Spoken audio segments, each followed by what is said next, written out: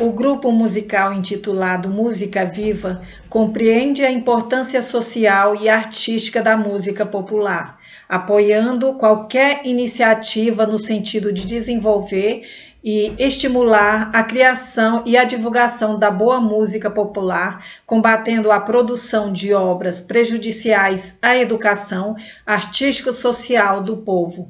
Entre os compositores desse movimento destacaremos 3, sendo eles Eunice Catunda, Guerra Peixe e Cláudio Santoro. Iremos falar um pouco agora sobre Cláudio Santoro.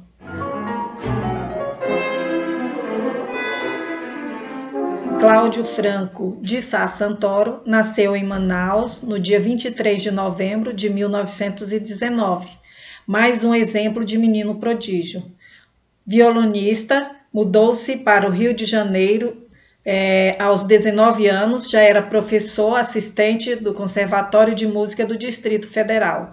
Fez parte do grupo Música Viva, juntamente com Guerra Peixe e Eunice Catunda, liderado por Karl Reuter. Em 1946, aos 27 anos de idade, recebeu uma bolsa para estudar nos Estados Unidos, porém descobriram que Santoro comungava de ideias relacionadas com o marxismo e o comunismo e teve o seu visto negado.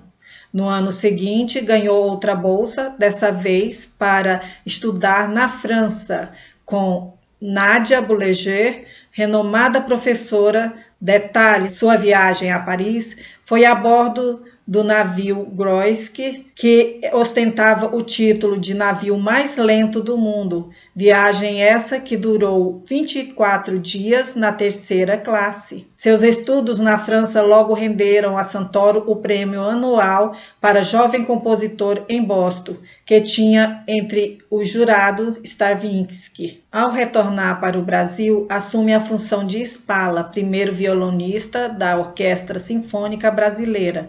Teve uma sinfonia regida pelo maestro Eleazar de Carvalho nos Estados Unidos.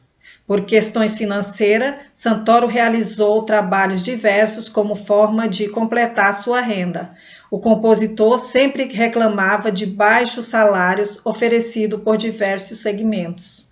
Compondo música para programas infantis e discos da gravadora Odeon, criou a orquestra da Rádio Ministério da Educação, considerado na época a melhor rádio do Rio de Janeiro, e mais uma vez abandonou o projeto pelo baixo salário que recebia. Posteriormente, seguiu para Moscou a convite para participar do segundo congresso em Moscou. Conseguiu assinar o contrato para a edição de sua sinfonia, porém foi convidado a retirar-se do país por autoridade soviética em virtude de um relacionamento amoroso com uma intérprete russa. Partiu então para Paris, aguardando a fuga da amada, que não aconteceu. Encontrou no país Vinícius de Moraes, compôs canções de amor com letras de Vinícius. Santoro foi organizador do Departamento de Música da UNB, permanecendo como chefe, contudo, devido ao movimento político no ano de 1965, ele foi demitido. Houve inclusive um pedido de demissão em massa, como uma medida de 280 professores deixando a Universidade de Brasília. Mais uma vez, Santoro deixa o Brasil, partindo dessa vez para a Alemanha. Fundou a Orquestra Sinfônica no Teatro Nacional, mas uma divergência relacionada às suas exigências, ele foi demitido. Sua 7ª Sinfonia, uma homenagem à fundação da cidade de Brasília. Santoro recebeu inúmeros prêmios e homenagem. Sempre esteve ao lado com os melhores nomes da música de concerto no cenário mundial. Regeu inúmeras orquestras no Brasil e diversos países, como Alemanha, União Soviética, Polônia, Bulgária, França, Uruguai, e um fato curioso é que Santoro morreu durante o ensaio com a orquestra no Teatro Nacional de Brasília. Agora vamos falar um pouco sobre Eunice Catunda, uma mulher à frente da sua época.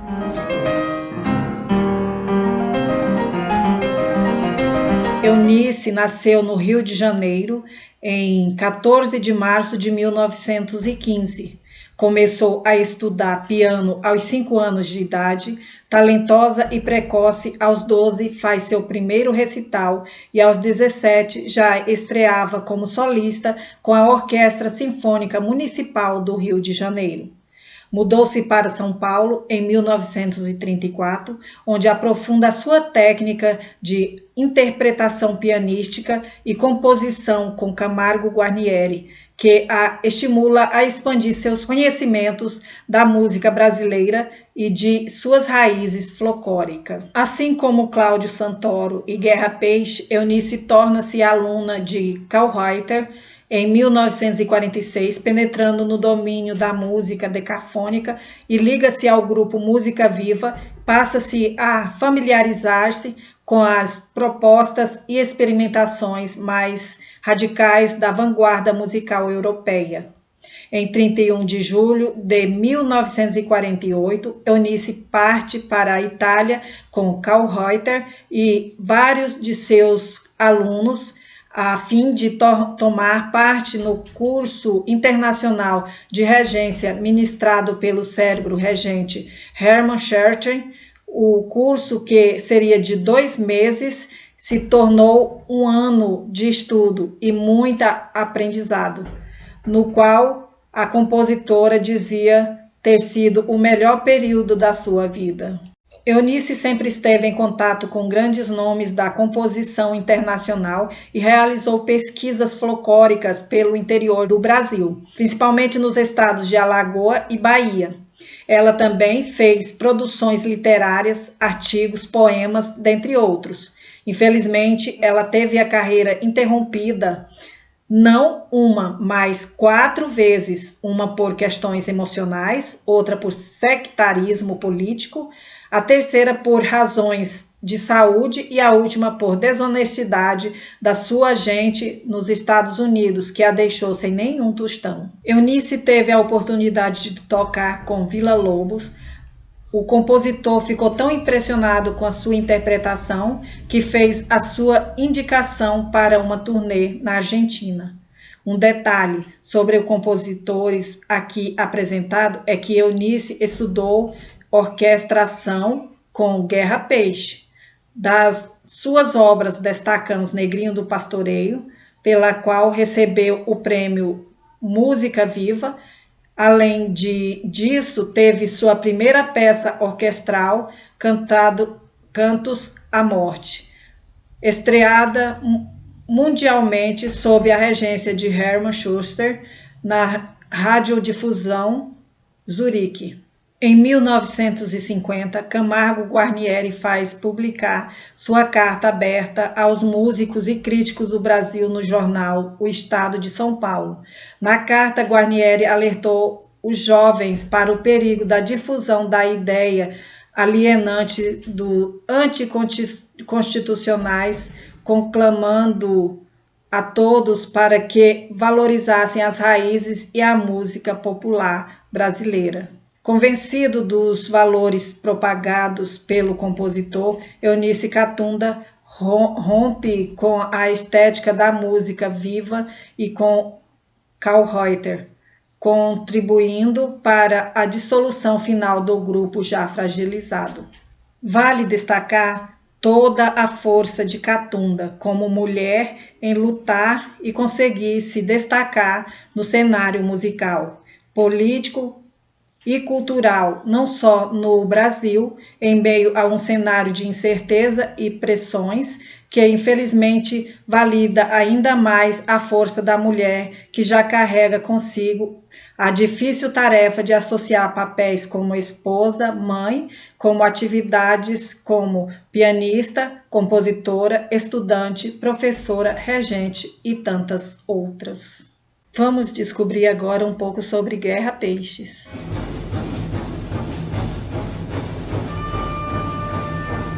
César Guerra Peixes nasceu em 18 de março de 1914, na cidade de Petrópolis, no Rio de Janeiro.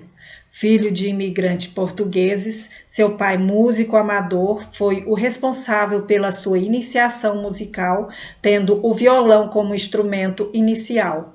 Porém, é notório o entusiasmo e a dedicação de Guerra Peixes em conhecer novas experiências relacionadas à música. Aos 8 anos de idade, tocava piano e já participava de grupos de chorinho, tocando bandolim. Iniciou seus estudos formais na Escola de Música Santa Cecília, na sua cidade natal. Seu desempenho no violino foi imenso, ganhando várias premiações e entre os seus 14 e 15 anos já participava de sessões de cinema mudo tocando esse instrumento. Inclusive, tornou-se professor na mesma escola. Guerra Peixes sempre foi um grande observador da cultura popular.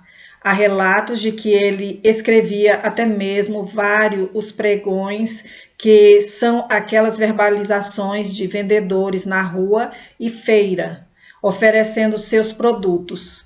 Com isso, podemos observar que desde sempre ele foi bastante dedicado à organização em relação às suas obras. Deixou muito material escrito, inclusive em uma composição para peças de salão. Ele usava o pseudônimo, sendo um deles Célio Rocha, para não manchar a sua reputação como compositor. Após sua mudança para o Rio de Janeiro, ele buscava inspiração para algo próprio, como uma identidade. E o momento musical, então, estava muito espelhado na obra de Heitor Villa-Lobos. Como grande pesquisador que sempre foi, ele conhece Hans Joachim Kallreuter e inicia uma fase de sua música dedicada ao método decafônico. Isso ia na contramão de tudo que acontecia não só no Brasil, pois algumas das suas obras nesse estilo eram totalmente excluídas de quaisquer características da música popular, como as mudanças de compassos e a ausência de pulsação, e sequer encontrava orquestra disposta a executarem tais peças. O exemplo de noneto, quarteto misto, que mesmo após vários ensaios por orquestra no Rio de Janeiro e em Buenos Aires, não foi possível ser executada. Conviveu com grandes nomes da música como Pixinguinha, escreveu para rádio e orquestras baseando-se na sua vivência musical prática, então percebeu a necessidade e aperfeiçoamento ao estudo do contraponto, fuga e composição no Conservatório Brasileiro de Música, sendo o primeiro aluno a concluir o curso de composição. Alguns pesquisadores destacam o fato de Guerra Peixe ter, de certa forma, se cansado ou desanimado com o estudo do decafonismo, partindo então para uma nova fase de sua vida, dedicada ao estudo de folclore do Norte e Nordeste, onde trabalhou como arranjador na Rádio Jornal do Comércio na cidade de Recife. Nesse período, realizou inúmeras pesquisas e anotações sobre o ritmo nordestino, como maracatu, coco, caboclinho e frevo, descobrindo inclusive que os passos do frevo não se originaram com os escravos, e sim com os ciganos de origem eslava e espanhola. Foi premiado em 1953 como o melhor autor de música do cinema e foi professor de grandes nomes da música brasileira como Sivuca, Capiba, Rildo, Ora, dentre outros. Ele faleceu em 1993 e deixou uma vasta obra para diversas formações musicais que carece de maior divulgação e precisa pela sua relevância dentre as maiores composições do nosso país. Como parte da disciplina Música do Concerto no Brasil, a Banda de Música da Polícia Militar do Estado do Tocantins apresentará um dos dobrados mais tocados nos formaturas e desfiles militares. Dobrado Fibra de Herói, composição de César Guerra Peixe e letra de Barros Filho.